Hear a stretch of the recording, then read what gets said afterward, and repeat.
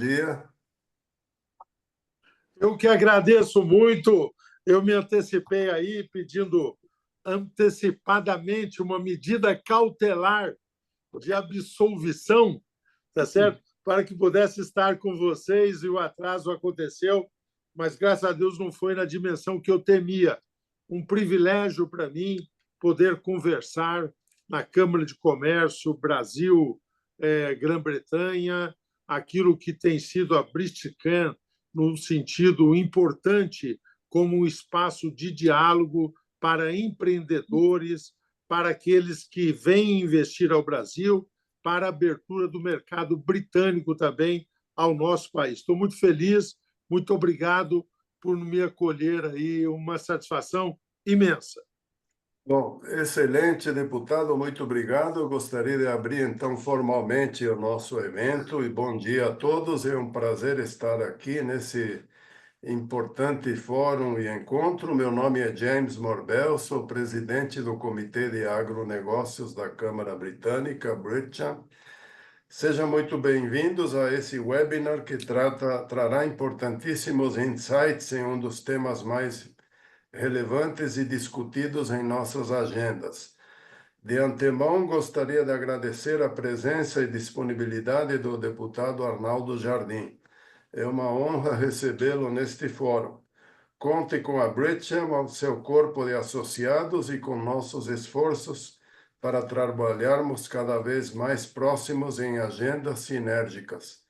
Agradeço a nossa vice-presidente do comitê, Giovana Araújo, e também aos nossos colegas e parceiros do Comitê de Energia, o presidente Leonardo Miranda e a vice Monique Gonçalves.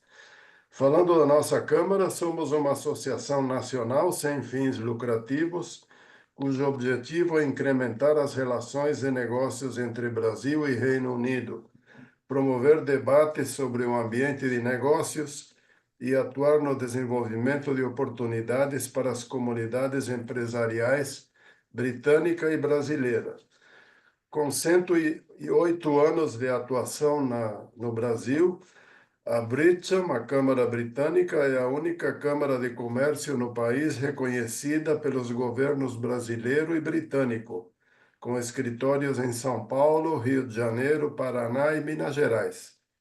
Como parte da nossa atividade, a Câmara tem trabalhado cada vez mais para fomentar a aproximação das empresas associadas com atores governamentais brasileiros e britânicos chaves, sendo relevante para debates com o setor público em inúmeras áreas. Em nível nacional e estadual, nossos 13 comitês setoriais de abrangência nacional cobrem os principais setores de negócios do país. O Comitê de Agronegócios olha primordialmente para o atual momento de transição, para um período que apresenta ao mesmo tempo diversas oportunidades importantes, junto com desafios climáticos de instabilidade comercial global, pressões de custo de produção e processos de desenvolvimento sustentável, ao mesmo tempo mantendo o ritmo de 300 milhões de toneladas de produção de grãos e muitas outras coisas que o setor nos proporciona. As relações comerciais no agronegócio entre o Brasil e Reino Unido têm se intensificado em 2024, com o Brasil destacando sua liderança global em sustentabilidade agrícola e exportações, enquanto o Reino Unido busca ampliar sua segurança alimentar. A integração de práticas agrícolas de baixo carbono e tecnologias sustentáveis, como as promovidas pelo Plano ABC+, fortalece o posicionamento do Brasil como um parceiro estratégico para o mercado britânico. A crescente demanda global por combustíveis renováveis e as metas brasileiras para ampliar sua matriz energética sustentável têm incentivado avanços em biocombustíveis e hidrogênio verde. Essa transição energética cria oportunidades para o agronegócio ao impulsionar práticas mais sustentáveis e fortalecer parcerias bilaterais, como as entre Brasil e Reino Unido, para atender aos desafios climáticos e econômicos do futuro. Sendo assim, agradeço a presença de todo o público que nos acompanha no Zoom e também no YouTube da BritCham, da Câmara Britânica. Desejo uma excelente reunião e agora deixo a palavra com a vice-presidente do nosso comitê, Giovana Araújo, da KPMG. Muito obrigado. Obrigada, James. Um bom dia a todos, né? Obrigada pela introdução, obrigado, deputado Arnaldo, pela disponibilidade e disposição em se juntar ao nosso webinar nesta terça-feira. O deputado Arnaldo Jardim dispensa, de fato, apresentações, mas é sempre válido destacar algumas dentre as inúmeras e relevantes contribuições à sociedade e à bioenergia, em particular, ao longo da sua trajetória parlamentar e vida pública. O Arnaldo foi 4 vezes deputado estadual, está em seu 5º mandato, agora como deputado federal. Atuou também como secretário da Habitação e da Agricultura do Estado de São Paulo, presidindo os conselhos nacionais de ambas as áreas. Atualmente, na Câmara, é presidente da Frente Parlamentar do Cooperativismo, FRENCOP, e lidera iniciativas estratégicas como na Frente Parlamentar pelo Brasil Competitivo, do cooperativismo, da economia verde, a Comissão Especial da Transição Energética e Produção de Hidrogênio Verde e a Frente Parlamentar da Agropecuária, né? É engenheiro de formação, né, pela Politécnica da USP e engenheiro de projetos extremamente relevantes para o Brasil, e eu vou destacar rapidamente aqui alguns: a Política Nacional de Resíduos Sólidos, pagamento por serviços ambientais e debêntures de infraestrutura, a nova lei do cooperativismo de créditos, FIAGROS, o marco legal do hidrogênio e programas de aceleração da transição energética, e o deputado, recentemente, né, não menos, relatou o projeto de lei do combustível do futuro, né, que originou a Lei 14.993, sancionada recentemente, agora, 8 de outubro, que é objeto do nosso webinar de hoje. A lei integra políticas de transição energética do governo brasileiro, portanto, trata da descarbonização da economia, sinalizando para uma nova matriz de combustíveis no país, com ampliação do uso de biocombustíveis, como etanol, biodiesel, diesel verde, o bio-QAV e combustíveis sintéticos. Seja muito bem-vindo, deputado. A nossa proposta de hoje é que tenhamos uma breve exposição sobre o tema, para depois a gente reservar um espaço para as perguntas. Então, agradecemos a todos se puderem enviá-las pelo chat, identificando seu nome e empresa, para que possamos organizar a ordem e, eventualmente, consolidar assuntos comuns. Muito obrigada ao deputado Arnaldo e a todos os presentes, né? Eu queria agora passar ao deputado para as suas considerações. Muito obrigado, Giovana, muito obrigado, James, muito obrigado a todos que nos prestigiam com a sua presença virtual, com a sua audiência participando desse momento. Eu fiquei muito feliz com esse convite, estou muito agradecido. Para mim é uma grande oportunidade. Sei que essa integração dentre os 13 comitês que compõem a Câmara de Comércio, Grã-Bretanha, Brasil, a BritCham, aí, 2 dos comitês aqui estão, o Comitê Agropecuário e também o Comitê de Energia, que eu saúdo na figura do Leonardo e da Monique também. E acho que dá bem conta do espírito daquilo que nós vamos debater hoje. Eu estou chegando da COP29, eu acompanhei lá a comitiva brasileira, teve lá o vice-presidente, o Dr. Geraldo Alckmin, eu com ele fui, voltei, e é incrível como o Brasil, que muitas vezes tem sido, por algumas informações desencontradas, pintado como um algoz da questão ambiental, como ele pode, quando o debate se aprofunda, se apresentar com algumas virtudes que temos, que é a possibilidade de sermos um dos líderes na chamada nova economia, economia verde, economia de baixo carbono. O James acabou de mencionar, entre tantos projetos importantes do nosso setor agro, o projeto ABC+, Agricultura de Baixo Carbono, né? Eu gostaria de dar uma notícia também. Hoje deve ser pautado o projeto de bioinsumos lá na Câmara Federal.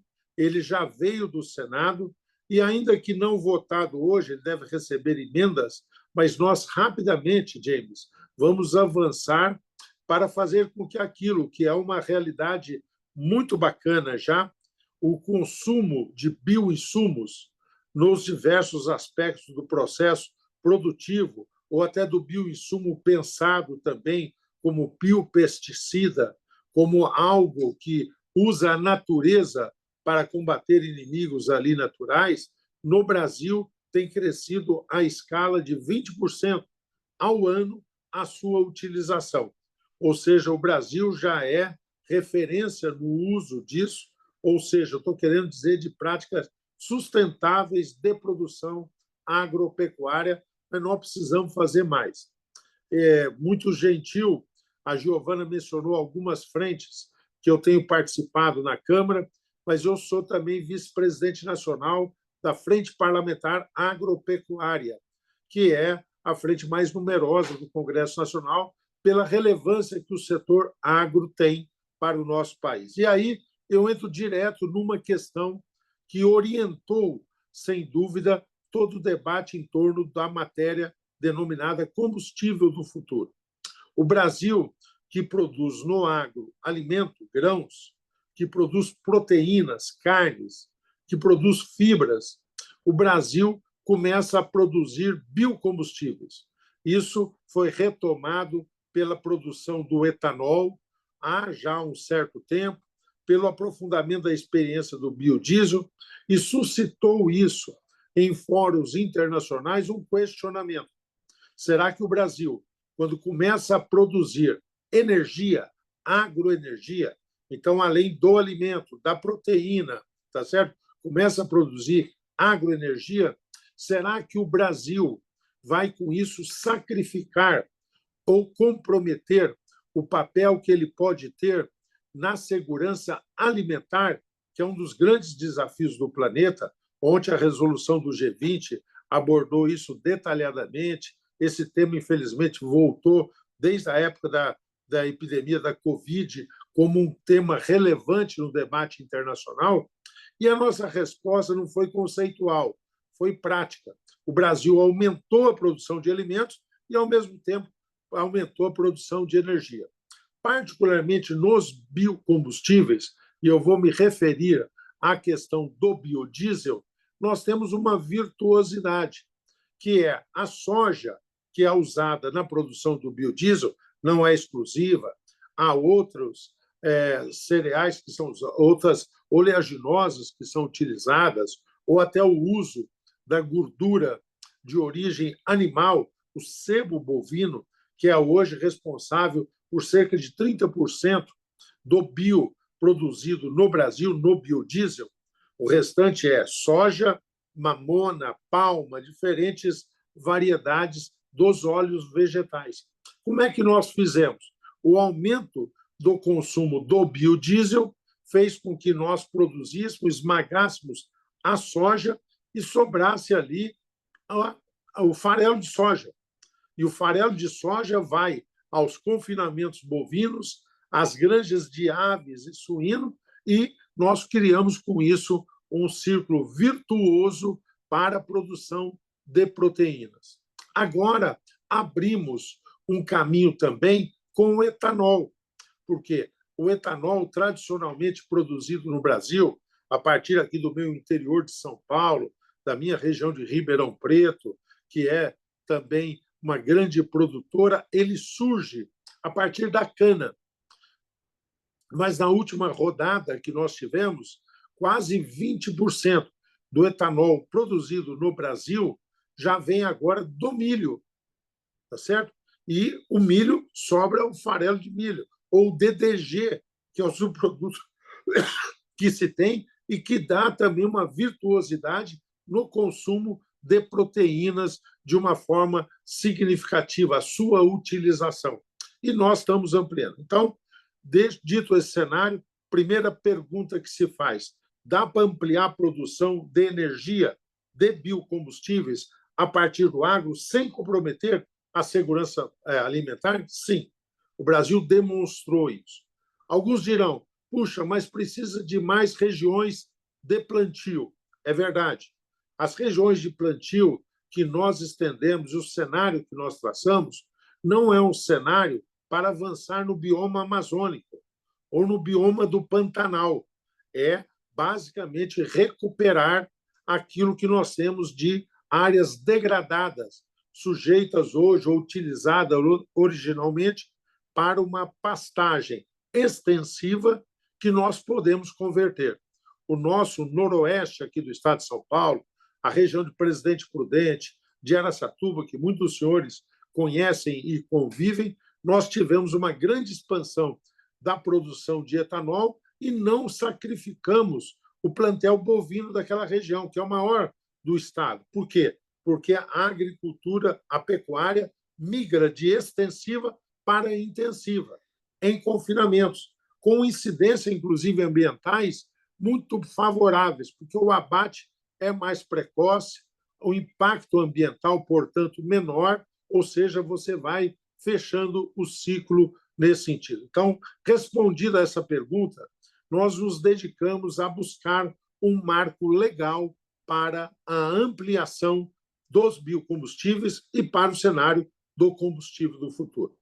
Antes de entrar na matéria propriamente dita, me permito também traçar um outro contexto de conjuntura.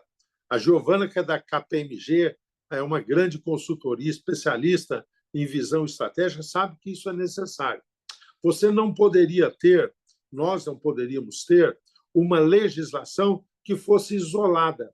Ela teria que dialogar com outros instrumentos legislativos regulatórios.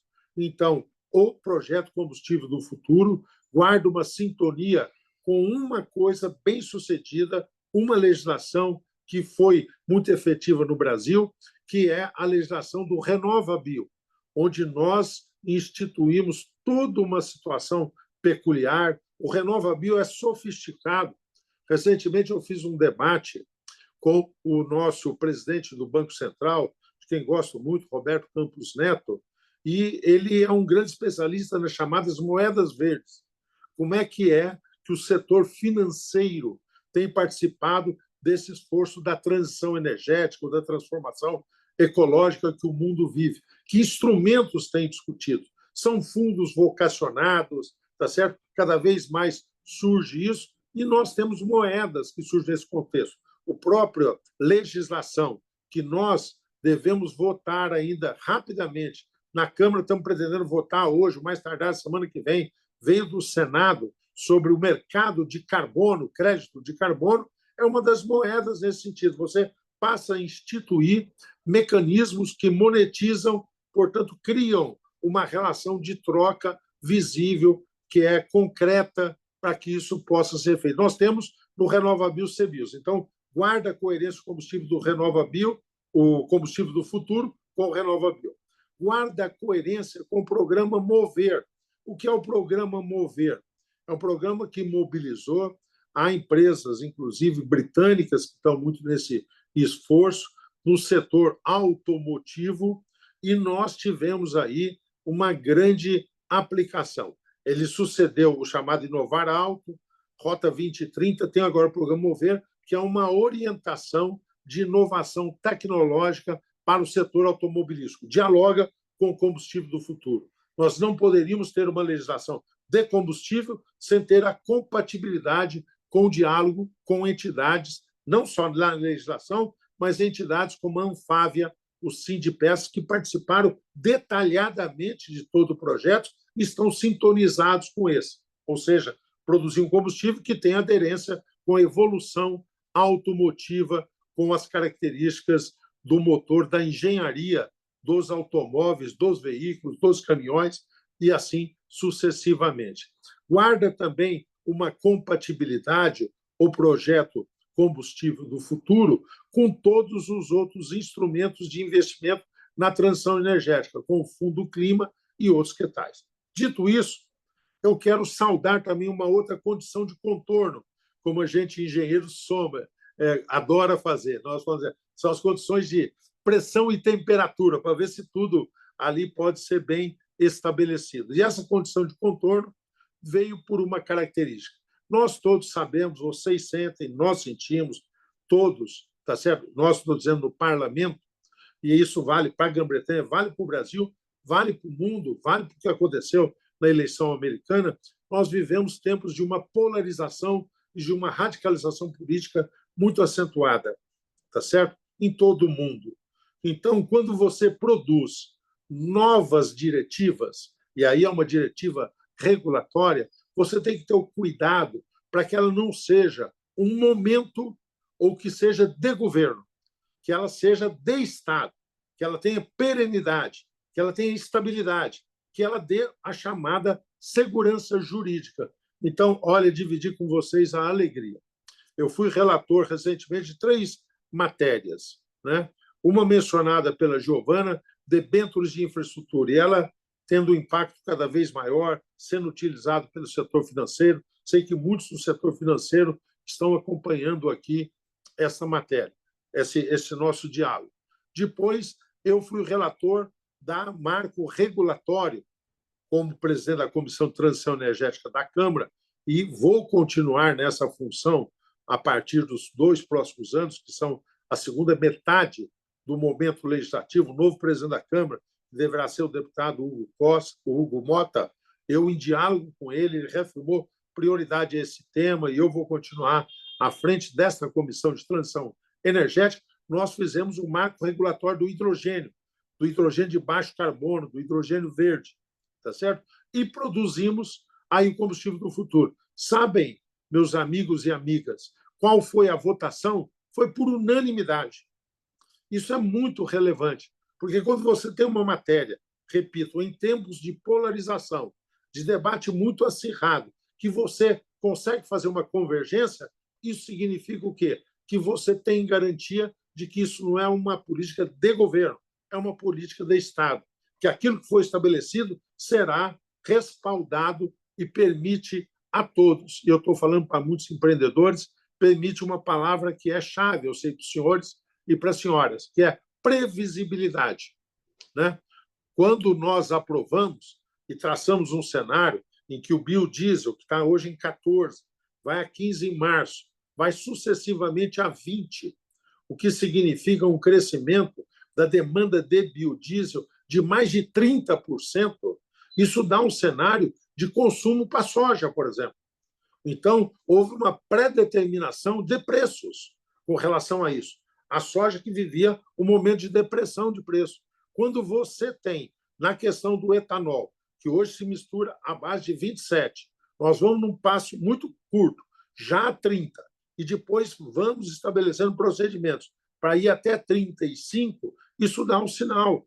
Quando você estabelece, como a legislação estabeleceu, que sintonizado com a IATA, que é o órgão internacional de transporte aeroviário, tá certo? Que no Brasil você vai ter um mandato para o combustível sustentável de aviação, o SAF, Sustainable Aviation Fuel, tá certo? Você dá um cenário, porque uma das vertentes tecnológicas, e nós admitimos quaisquer, nós no final queremos um produto que se possa misturar com segurança a querosene de aviação, tá certo? Diminuindo o impacto ambiental, criando essa alternativa, mas uma das rotas que tudo indica, mais favorável é a partir do etanol. Então, você já traçou um cenário também para uso do etanol do ponto de vista do futuro. Então, previsibilidade é uma outra marca da legislação que nós aprovamos. Foi mencionado, eu devo acelerar aqui, porque senão me estendo, e a breve fala a que me convidou a Giovana, eu vou ser mal educado com ela, ou daqui a pouco o James puxa a minha orelha aí, mas dizer o seguinte: o combustível do futuro, como foi dito, ele se integra com políticas públicas. Eu mencionei o RenovaBio, programa Mover e o mercado de carbono. Digo que ele guarda uma coerência com o que nós fizemos na reforma tributária, onde nós, na reforma tributária, devemos um diferencial tributário a favor dos combustíveis renováveis, dos biocombustíveis e outras formas, para que isso pudesse ter, vis-à-vis o combustível fóssil, uma vantagem competitiva. Então, ele disciplina a ampliação do uso do etanol e de variadas fontes. Nós estamos muito felizes, porque toda a evolução tecnológica mostra que não só da cana, eu já mencionei do milho, mas do trigo no Rio Grande do Sul, do triticale e de outras fontes, nós temos o etanol ampliando os seus horizontes no Brasil e se distribuindo do ponto de vista desse país continente que nós temos. Temos já o biodiesel, que é uma indústria consolidada, crescente. Ele estabelece o combustível do futuro, normas para os chamados combustíveis sintéticos. Nós acrescentamos um capítulo que me deu muita satisfação, que é estabelecer as premissas para ampliar a produção de biometano, biogás no país, tá certo? O Brasil subscreveu em Glasgow, uma das COPs que foram realizadas recentemente, um acordo mundial proposto pelo governo americano sobre diminuição da emissão dos gases, particularmente de metano, CH4, que são muito mais impactantes do que o próprio CO2, do ponto de vista daquilo que é o efeito dos gases que causam o efeito estufa, o cobertor que cerca o planeta e eleva a temperatura, tá certo? Então, isso foi muito importante. Vem aí o biometano como uma realidade. Um mandato de acréscimo ao gás natural que vai gradativamente aumentando e dando um sentido a aterros sanitários, dando um sentido econômico àquilo que é toda a produção de proteínas, tudo aquilo que pode ser a partir do setor agropecuário também. O SAF, eu já me referi como uma norma. Nós estabelecemos também o chamado diesel verde e uma proporção da sua entrada aí em funcionamento no campo dos biocombustíveis. E há uma disciplina também importante no projeto Combustível do Futuro, que é toda a normatização para captura e estocagem de gás carbônico, tá certo? O CCS, como é denominado internacionalmente.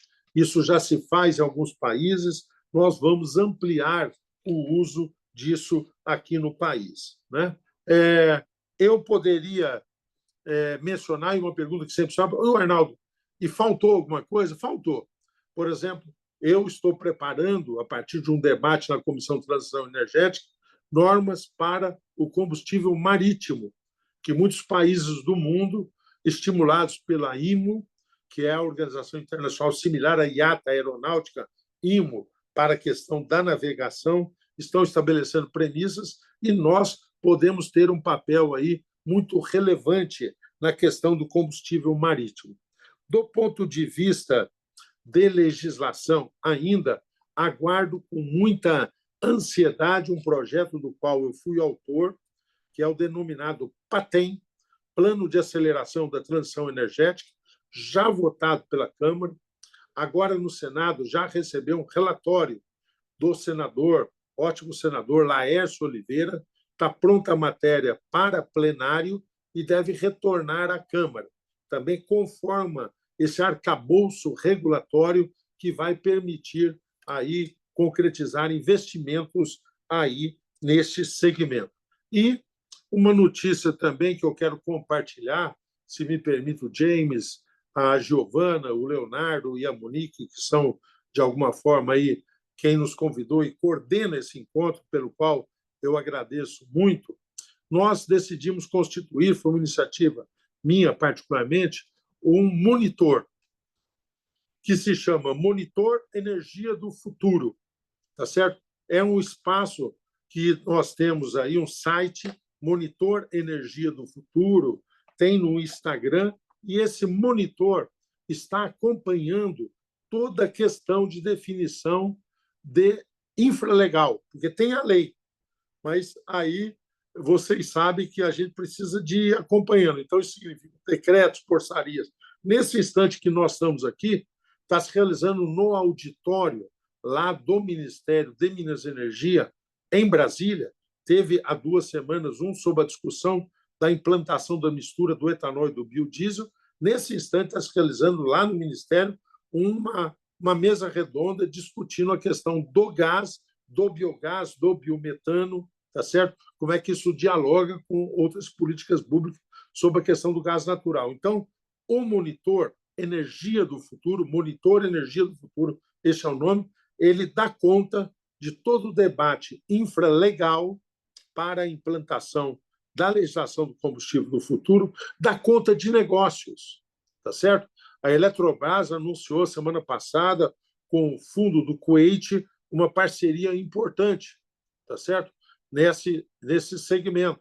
Nós tivemos aí, ontem, uma reiteração daquele projeto que está acontecendo de Macaúba, no sertão, ali no sul da Bahia, norte de Minas, uma região com um baixo IDH de desenvolvimento, um projeto de plantação de Macaúba, o projeto Acelen, Fundo Mubadala, tá certo? Que vai ser a base para a produção de SAF, combustível sustentável de aviação, tá certo? E assim outras medidas. Vai dar conta, portanto, da legislação infralegal, decreto de parceria, vai dar conta de negócio e vai dar conta de pesquisa. 2 semanas atrás, a Faculdade de Itajubá inaugurou um novo centro sobre a questão de pesquisa voltado a essa área, a isso que nós estamos discutindo. A semana passada foi a vez da Unicamp anunciar isso, a Universidade de Campinas, aqui. Então, toda a questão também de inovação tecnológica e de pesquisa científica ser retratada. O entusiasmo nosso é muito grande. Os números são surpreendentes. A somatória de tudo que foi anunciado, James, para os próximos 7 anos, dados oficiais do Ministério de Minas e Energia, e boa parte eu testemunhei, porque vi o negócio, conversei com o empreendedor, dão conta de investimentos já previstos, sendo estruturados, muitos já estruturados, que somam a casa de 264 bilhões de reais. Portanto, é um dinheiro muito importante, é um dinheiro que muda, tá certo, o grau de investimento na economia e num bom sentido.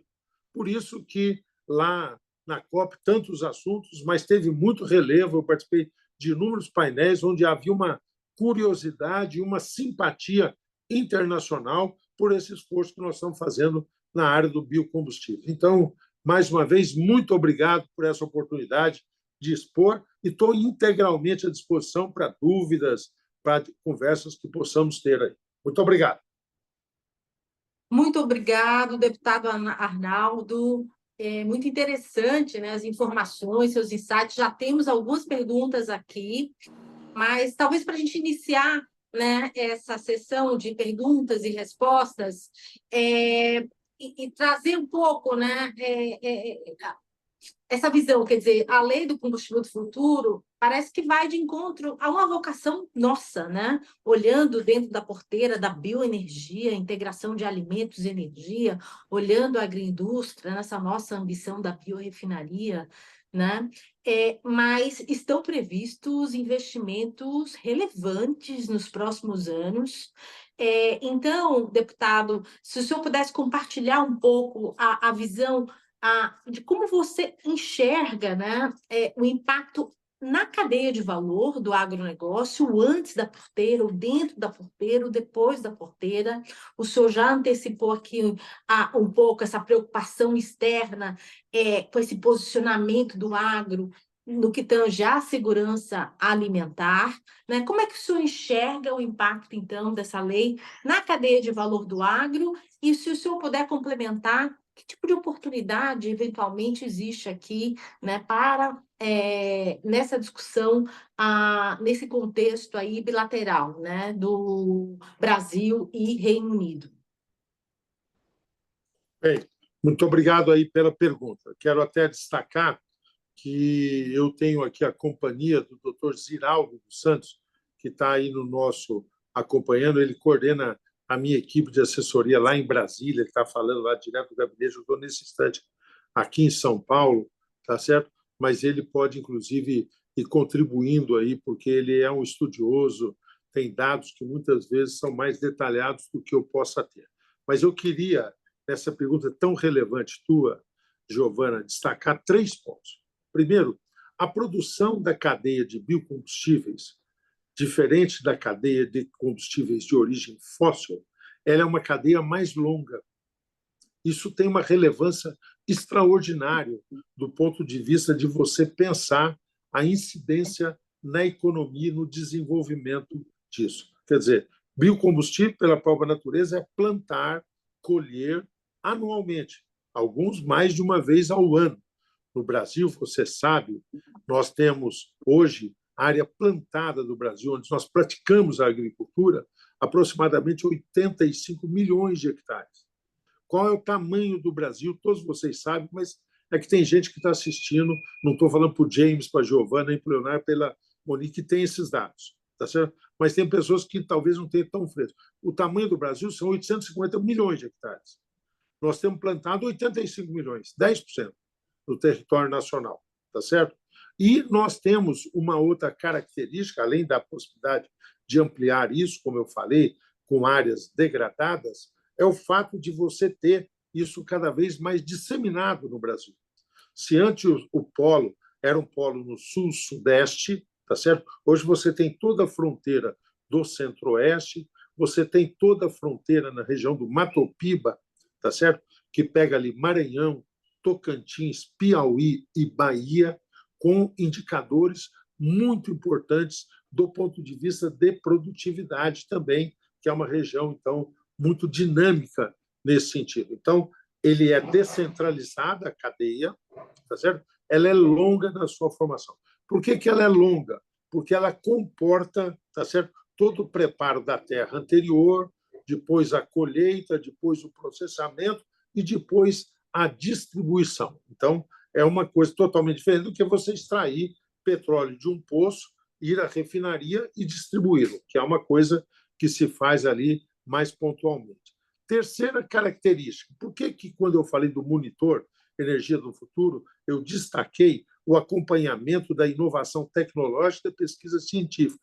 Porque o Brasil tem acumulado conhecimento nesse sentido de uma forma muito mais relevante.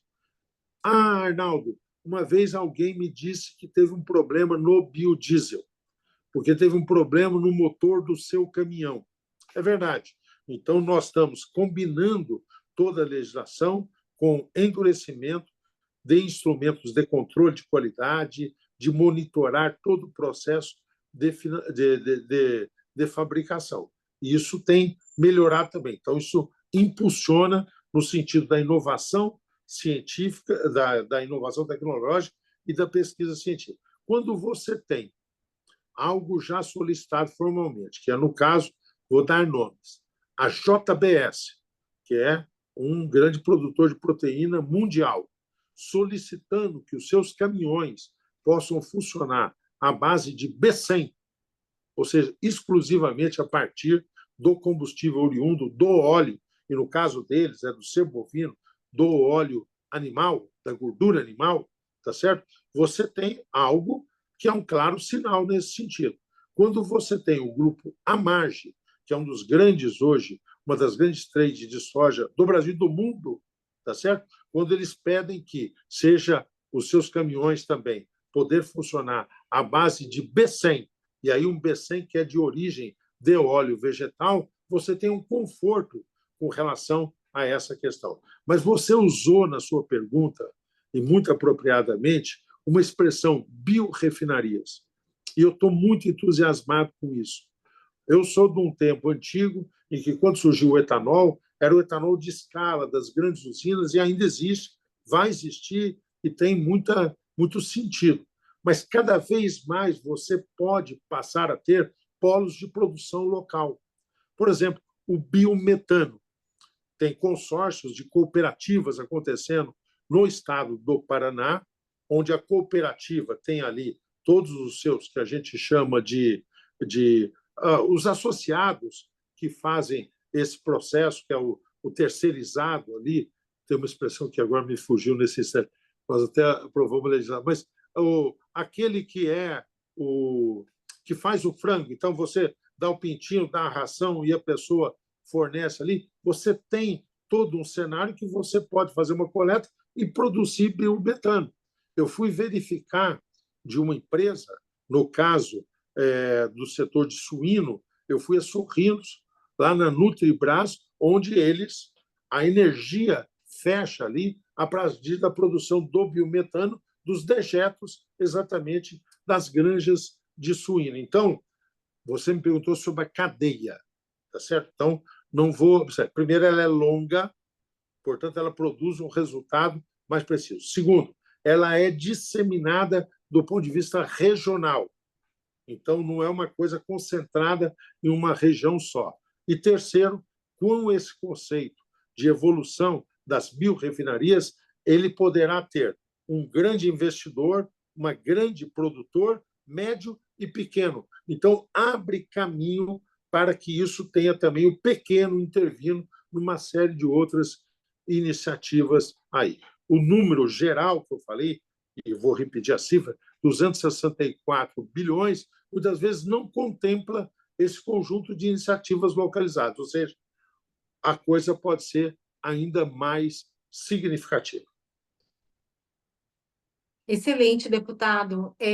Já capturando aqui uma das perguntas, né, do senhor Felipe Raidato, ele fala: deputado, parabéns por suas iniciativas, trabalho na implementação dos projetos de SAF e sei da importância do avanço legislativo nesse sentido. Recentemente tenho me deparado com diversas iniciativas contrárias à utilização e desenvolvimento de combustíveis alternativos, principalmente vindo de formadores de opinião ligados à indústria automotiva. Um determinado artigo empenha em tom provocativo os combustíveis do presente. Nesse sentido, como têm sido articulados os diálogos com setores ainda resistentes às novas iniciativas como o automotivo? Felipe, muito obrigado por sua pergunta, muito obrigado por sua convicção, que é a minha também. Eu vou falar primeiro do SAF. Eu não só tenho convicção de que nós vamos suprir todas as nossas metas de produção do SAF, você sabe, é 1, depois vamos até 10 de mistura, numa sequência a partir de 2027, mas eu estou surpreso com a velocidade e o volume de projetos que têm surgido. E várias consultorias internacionais demonstram não só a nossa capacidade de suprimento, está líquido e certo, mas que o nosso SAF pode ser competitivo em termos internacionais. Ou seja, o Brasil, diferente do etanol, eu nunca falei isso do etanol. Nosso etanol, nós podemos exportar tecnologia, nós podemos fazer até ter negociações de equipamentos, mas acho que não fecha a conta você produzir etanol, transportar e consumir em outro país, tá certo? Já no SAF, pode fechar a conta. Vários dados estão demonstrando isso. Então, SAF para suprirmos o mercado e SAF para exportarmos, tá? Então, é uma vertente muito significativa. Segunda questão, a sua indagação. A conversa com a indústria automobilística vai muito bem. Um dos painéis que eu participei, lá agora eu mencionei que estive na COP29, na sua primeira semana, ela prossegue agora nessa semana, lá em Baku, do Azerbaijão, e foi com a Anfávia, tá certo? E todas as principais montadoras congregadas pela Anfávia estão muito atinentes ao projeto Combustível do Futuro, não só de veículos leves. O Brasil vai ter um cardápio, como o mundo todo vai ter. Nós vamos ter elétrico, nós vamos ter híbrido plug-in, nós vamos ter híbrido não plug-in, tá certo? Nós vamos ter combustível, veículo movido a etanol e vamos continuar com todos os outros veículos tradicionais. Então, você não vai determinar uma exclusão, tá certo? Mas você tem uma preferência. A indústria está muito atinente. Eu, particularmente, sou muito cético sobre os carros elétricos, porque quando nós estabelecemos, e isso está no conceito do nosso combustível do futuro, que não é só o conceito de como medir o impacto ambiental do poço à roda, mas também caminhar para o berço ao túmulo, e a tendência mundial é que isso se faça, aí fica muito claro que nesse conceito de berço ao túmulo, eu acho que o nosso híbrido tem um diferencial de competitividade extraordinário, tá certo? E eu vejo esforços, tá certo? Quando eu vejo a Scania, que lá estava representada, tá certo? Estava lá o diretor Gustavo Bonini, estava lá o João Irineu, da Stellantis, estou nominando, além do diretor-geral da Anfávia, o Igor Calvé, que participou lá do painel conosco, tá certo? Todas as montadoras dando sinais de sintonia e de compatibilidade. Então, essa ação que você identificou, Felipe, é uma ação cada vez mais isolada, tá certo? De um segmento. A grande maioria está muito sintonizada e há um esforço muito grande de conversão de veículos pesados, particularmente de caminhões, particularmente de ônibus, no sentido de motores poderem ser movidos à base de biogás, biometano. Excelente, deputado. Uma pergunta agora do senhor Carlos Peixoto, da H2L. Obrigado pela discussão, deputado Arnaldo Jardim, por sua incansável atuação. Nosso agro depende de fertilizantes majoritariamente importados, 20% de nitrogenados. O senhor tem dito e repetido que a cooperação internacional é muito importante para a descarbonização. Como o senhor vê os movimentos protecionistas, principalmente na Europa, com a entrada em vigor agora em 26 do CBAM, o Carbon Border Adjustment Mechanism, que resultará virtualmente no imposto de pegada de carbono aos nossos produtos do agronegócio? A pergunta do Carlos foi muito bacana, mas ela é ampla, né? Eu vou só separar. Engenheiro adora botar num quadro de coordenadas aí, simplificar, nós ficamos meio aflitos quando tem muita coisa. Então, Carlos, me permita aí. Primeiro, o que você falou sobre fertilizantes, muito importante. Nós estamos um projeto que está para ser votado na Câmara, o Profert, que nós estamos, inclusive, buscando, com isso, garantir uma condição mais favorável para a molécula. O Brasil tem um gás que é barato na sua origem e que é caro no seu uso. Nós precisamos mudar a equação. O custo do gás está muito alto, tá certo? Nós temos que fazer um esforço de ampliação.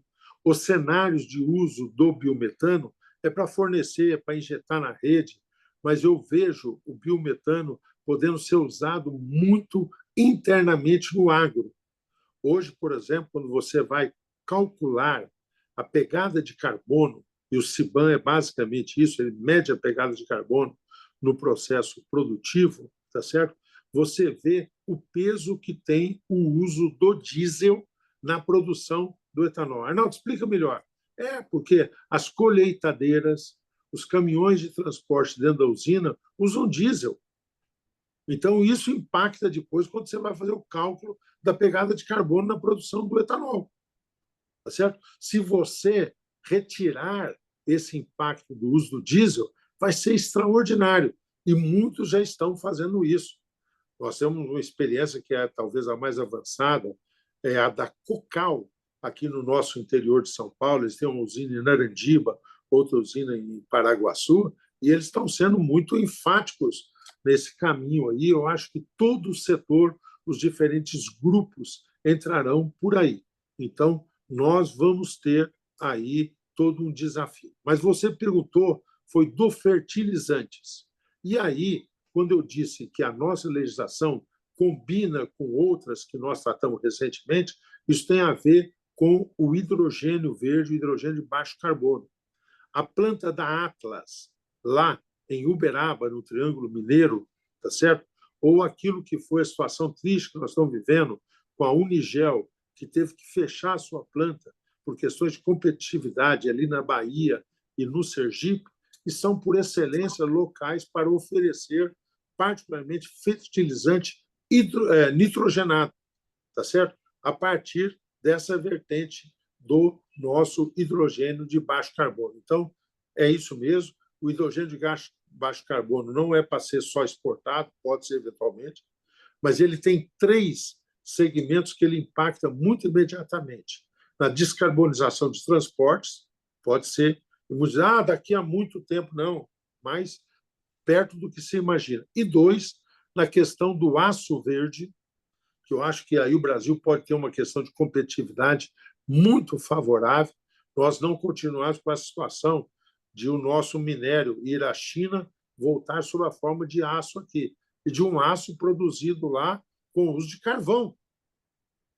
Tá certo? Nós estamos falando de poder ter um momento aqui de uma produção onde a pegada de carbono é muito menor. E o terceiro é a questão do segmento de fertilizantes, aí como você mencionou. Sobre o CBAM, tá certo? Eu acho que esse conjunto de medidas que nós estamos mencionando aqui e outros vão nos posicionar. Eu acho que se nós fizermos aí, Carlos, a lição de casa, o CBAM, tá certo? Que a comunidade europeia determinou, ele poderá ser até um diferencial positivo, competitivo nosso.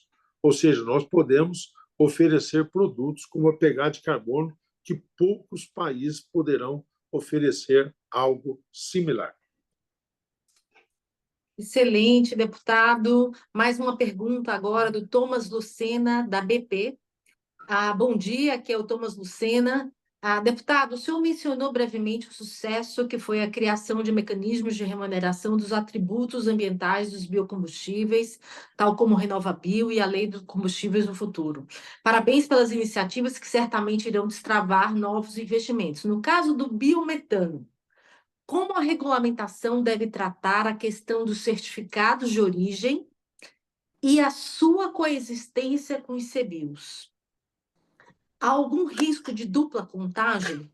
Ou haverá algum tipo de separação a depender do uso final do combustível, seja na descarbonização do setor de transporte ou do setor industrial? Repete quem fez a pergunta, por favor, Giovana. O Thomas Lucena, da BP. Tá. Thomas, muito obrigado. Eu conheço o Thomas. O Thomas é uma pessoa muito proativa e eu quero, saudando a British Petroleum, a BP, eu quero dizer, viu, James, de uma coisa muito bacana, né? A British vem para o Brasil, a British vem para o Brasil para intervir na cadeia de petróleo e gás, que é importante, que vai continuar existindo. Nós vamos conviver muito tempo com os combustíveis fósseis. Eu não sou daquelas pessoas que demonizam, quer dizer, eu quero ir limitando, eu quero ir buscando alternativa, mas a gente não faz isso por decreto. Isso tem que ter uma transição clara, tem que ter alternativas sendo construídas. Mas a British Petroleum veio com essa marca e a British Petroleum hoje opera no setor de biocombustíveis, de energia renovável. Então, isso talvez seja uma das coisas mais simbólicas nessa cooperação do Brasil, da Grã-Bretanha e do Brasil. A Grã-Bretanha que tem uma lição de casa muito determinada, lição de casa principalmente na sua legislação rigorosa nesse compromisso da transição energética. Parabéns a todos que estão caminhando nesse sentido e muito bem-vindas empresas que vêm e que fazem essa saudável, histórica parceria, cooperação que há entre a Grã-Bretanha e o Brasil. Então, Thomas, com relação ao que você perguntou, ao que você afirmou, obrigado, estamos juntos, você em vários eventos, aí já estivemos e vamos estar agora acompanhando pela implementação, monitor energia do futuro. Os certificados de origem, para que todos entendam aqui, James, Giovanni, todos que estão nos acompanhando, é como você tem o CBIO, que é um instrumento de negociação, porque algumas vezes a pessoa que é ou um importador ou um distribuidor de gás, ele vai ter que fazer a mistura do biogás. E ele não tem fisicamente ali. E nós não seríamos loucos de dizer que um sujeito que está distribuindo numa determinada região do país, ele tem que buscar numa outra região, chegaria a um preço proibitivo. Então, como o sistema é o mesmo, você cria uma possibilidade de transação, ou seja, você tem um certificado em que aquilo que não é feito fisicamente ali, mas é reconhecido que foi feito em um outro local, produzindo sistemicamente o mesmo efeito, né? Então, é basicamente isso. Nós apartamos, são títulos de naturezas diferentes, os CBIOs e os certificados de origem vão ter regulamentação diferenciada, tributação distinta, e a ideia é não se misturar. São atributos distintos que terá cada um desses títulos. Excelente, deputado. Nós temos mais uma pergunta aqui do senhor Álvaro Queiroz. Ela conversa, de certa forma, com a pergunta anterior, que trata da questão dos fertilizantes, mas eu acho que é uma oportunidade para falar especificamente da amônia verde. Então, o senhor Álvaro pergunta: deputado, o senhor mencionou diversas oportunidades, além do SAF, como o H2 verde, hidrogênio verde e biometano. Em relação à amônia verde, que não foi abordada nas discussões legislativas, alguma expectativa? Qual a visão do deputado e também dos demais panelistas? Álvaro, muito obrigado aí por sua questão. No combustível do futuro não há uma menção, tá certo? Mas essa questão da amônia verde, ela perspassou todo o conceito da legislação que eu me referi, que dialoga, que é a legislação que eu tive também aí o privilégio de ser relator, que é a legislação sobre hidrogênio de baixo carbono barra hidrogênio verde. Então, todos nós sabemos que a amônia é uma forma muito especial para carregar o hidrogênio, tá certo? Com uma série de vantagens do ponto de vista aí de praticidade. A amônia é, por origem, é a base daquilo que está fazendo a Iara aqui em Cubatão, numa parceria com a Raizen, no sentido de produzir o nosso fertilizante verde. Então, não há uma menção feita na legislação, mas não tenho dúvida de que carregar o hidrogênio pela amônia verde é uma vertente fundamental, quer seja para a utilização nos processos de fertilizante ou industrial, ou quer seja para a exportação do hidrogênio de baixo carbono. Excelente, deputado. Acho que talvez seja uma oportunidade também para a gente falar um pouquinho sobre agora os desafios do futuro da regulamentação, né, da lei do combustível do futuro, né? Então, quais são os próximos passos agora? Quais são as questões centrais desse debate, né? E, eventualmente, né, pensando, né, no nosso chapéu aqui de Britain, como essa conversa, nesse diálogo, né, Brasil, Reino Unido, pode eventualmente contribuir dentro desse contexto? Primeiro, sobre a questão da implementação, não nos desviarmos. Eu estou muito otimista, Giovana, James e todos que nos acompanham aqui, porque o governo executivo está muito empenhado. O que nós colhemos de repercussão pós a sanção da lei foi extraordinário, porque muitas vezes você tem uma legislação, mas ela não desperta a atenção. Eu todo dia sou chamado para momentos, eventos, mas não é o Arnaldo, é assim, é o debate que está se fazendo em torno da questão. Tem repercussão internacional, tem atraído olhares que não são olhares só de curiosidades, são olhares de interesse.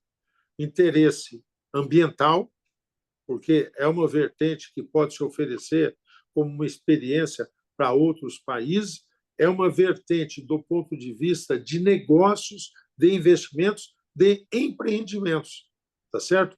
Eu não dei conta do número de pessoas que queriam detalhes e que se dispunham e que querem vir apresentar ideias ou verificar oportunidades aqui.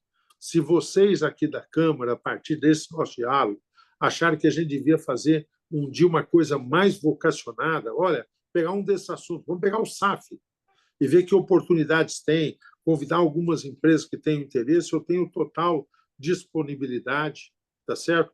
Na questão dos fertilizantes, o capítulo que alguns mencionaram, várias das falas aí, de repente nós podíamos identificar nisso como um outro foco de interesse também, tá certo? Então, eu me disponho a continuarmos neste diálogo, mas convido vocês também a nos ajudarem. Repito, o monitor acompanhará a regulamentação, que foi a pergunta que você fez, buscará dar um quadro atualizado para ser referência de negócios que estão sendo entabulados nesse sentido, e terceiro, toda a questão de inovação tecnológica e de pesquisa científica, que está muito efervescente nesse campo também, né? Nós tivemos lá, em diferentes momentos, na COP, várias instâncias. desde a Agência Internacional de Energia, mas a Agência Internacional de voltado para as energias renováveis, a IRENA, tá certo? Que teve painéis sucessivos sobre isso, a AIE, a Agência Internacional de Energia também, com o diretor, que é o Grossi, que, aliás, esteve numa reunião nossa da Comissão de Transição Energética há 3 meses atrás e que incluiu-se na pauta de todas as discussões que fez lá a Agência Internacional de Energia. Estou totalmente à disposição para mantermos um fluxo de informação e termos outros momentos de conversas com esse formato, ou um formato menor, ou do jeito que vocês sugerirem. Contem comigo aí, Giovana, James, com muita alegria. Muito obrigada, deputado Arnaldo. Nós estamos nos aproximando agora do fim, né, do nosso webinar. Eu gostaria aí de voltar a palavra para o senhor colocar algumas considerações finais sobre esse tema, né? E na sequência, devolver a palavra para o James para o encerramento. Vocês viram que eu tento ser bem prático, né? Eu amo conhecer, sou uma pessoa que se dedica, adoro ler, mas adoro fazer um planejamento. Então, no próximo dia 10, eu reunirei lá em Brasília, numa reunião que será final desse ano, da Comissão de Transição Energética. Se vocês me permitirem, vou fazer chegar o convite para presencial ou online as pessoas possam acompanhar. Nós receberemos lá a secretária do Clima, que é a Ana Toni. E a Ana Toni vai detalhar a nova NDC. Todos os países estão apresentando as suas metas do ponto de vista de controle de emissão de gás de efeito estufa. Então, ela vai lá apresentar a NDC, será um momento importante. Eu estou ultimando contatos, diálogos, prevejo durante o mês de março, tá certo? Apresentar um projeto de lei específico versando sobre a questão do combustível marítimo, tá? E aí também acho que temos um espaço muito interessante de conversas que nós podemos fazer. Temos a expectativa de, ainda antes do final do ano, do trabalho legislativo, não só votar o mercado de carbono, que eu espero que a gente consiga fazer entre hoje, amanhã é feriado, ou amanhã ou no começo da próxima semana, terminarmos a votação do mercado de carbono, mas votarmos também o PATEM. E aí, as sugestões de vocês, as alternativas, disponibilizar esse conhecimento dessa linha de estímulo aos investimentos, às empresas britânicas, às empresas que estão atuando nesse setor, eu acho que é muito interessante. Então, eu aproveitei para fazer uma pauta de trabalho com vocês aqui, que eu espero que seja o desdobramento desta nossa conversa. Para que não seja só um momento como foi, agradável de troca de opiniões, mas que seja não algo isolado, mas que seja dentro de um processo em que possamos interagir cada vez mais aí. Estou à total disposição para isso. Muito obrigada mais uma vez, deputado Arnaldo Jardim. Então, eu passo formalmente aqui a palavra para o James para o encerramento. Bom, excelente, deputado, muito obrigado e parabéns pelo seu trabalho, suas iniciativas. Compartilhamos todos os seus objetivos.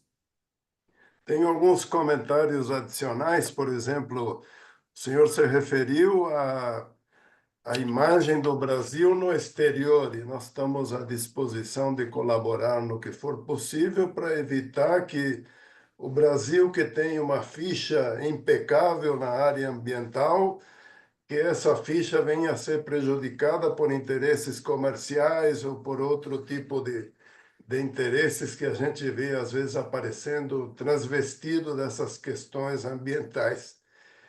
E uma outra questão aí agora, como consultor e com experiência prática, gostaria de acrescentar, o senhor falou aqui de parceria e de participação de Anfávia, de tecnologia, de inovação, de Scania. Eu tenho clientes, eu trabalho também na área de mineração e essa área utiliza muito óleo diesel, tem muito equipamento pesado que consome centenas, milhares de litros, toneladas de combustível. E esse setor está um pouco do outro lado. O senhor se referiu há pouco ao caminhão, que se viu afetado o desempenho. Então, o consumidor grande tem um pouco esse desafio, ou seja, amanhã o setor anuncia, olha, o biodiesel vai aumentar na composição do combustível, sei lá, de 10 para 15%. Lá na ponta, aquele usuário que tem uma frota de caminhões pesados que nunca não são desenhados nem produzidos no Brasil, foram concebidos para um combustível mais ou menos padrão, eu começo a receber e eu tenho uma série de desafios no dia a dia. Bom, o diesel vai vir com 10, ou com 12, ou com 15, ou com mais água ou menos água. Então, para o país e para todos nós, maravilha que aumenta de 10 para 15. Mas lembrar, olha, para quem está lá do outro lado, às vezes é um problema que aumentou de 10 para 15 e como aumentou. Aliás, a gente aprende alguma coisa todo dia e eu, por exemplo, eu nunca ouvi falar que existia bactéria dentro do óleo diesel.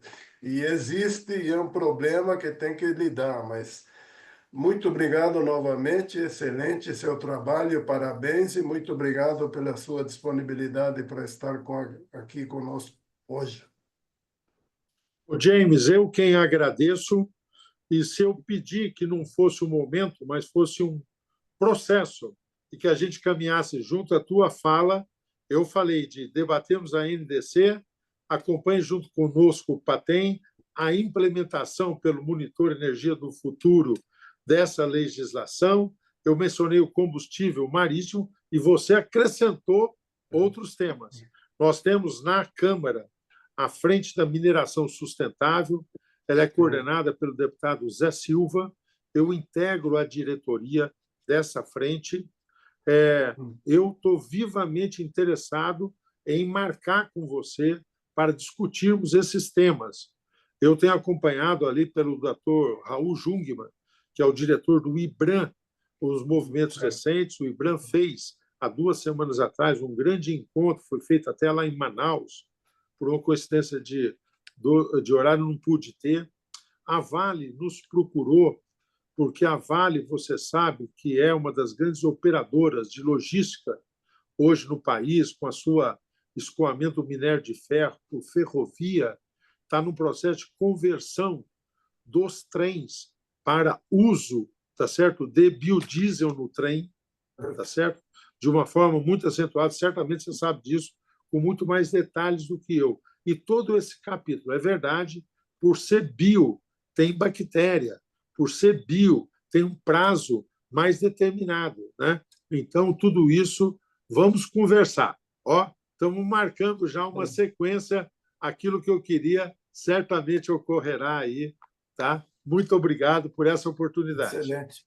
Muito obrigado, deputado. Muito obrigado, Giovana, e todos os participantes por nos acompanharem nesse evento. Muito obrigado a todos.